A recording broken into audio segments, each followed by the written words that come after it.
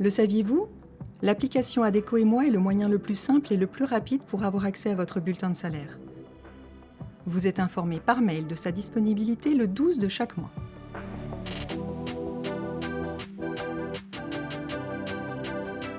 En en-tête sont indiqués le mois concerné, le montant net payé et le mode de paiement que vous avez choisi. En haut du bulletin sont mentionnées les qualifications et les dates de vos contrats du mois. La suite de votre bulletin de salaire se décompose en 3 grandes parties. Dans la première partie, vous retrouvez le détail de ce qui vous est payé ce mois. Tout d'abord, les heures travaillées, mais aussi, selon votre contrat, les heures supplémentaires, les majorations de nuit, les jours fériés payés et les primes. Sont ensuite précisés les éventuels remboursements de frais de déplacement ou de repas. Et pour finir, le montant de l'indemnité de fin de mission et de l'indemnité compensatrice de congés payés correspondant au contrat qui s'est terminé durant le mois. Désormais, la mention « montant net social » apparaît sur chaque bulletin.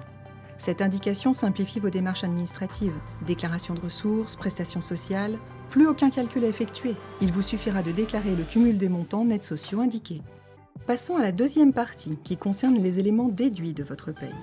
Tout d'abord, l'ensemble des charges sociales obligatoires classées par type santé, retraite, assurance chômage. C'est aussi ici qu'apparaît le montant de votre cotisation à la complémentaire santé le mois qui suit votre 414e heure en intérim. Selon votre situation, vous y retrouvez également les retenues liées à l'impôt sur le revenu, qu'on appelle prélèvement à la source, mais aussi un éventuel trop-perçu ou une saisie arrêt. Enfin, si vous avez demandé un acompte au cours du mois, le montant est visible dans le pavé retenues diverses. Cette somme vous ayant déjà été versée, elle est déduite du salaire net à percevoir. La troisième partie concerne les éléments qui n'ont pas encore été versés et qui seront reportés le mois suivant. Le plus souvent, il s'agit de l'indemnité de fin de mission et de l'indemnité compensatrice de congés payés du contrat qui n'est pas encore terminé. On trouve aussi, selon les termes de votre contrat, les primes, type 13e mois, qui se débloquent en fin de mission.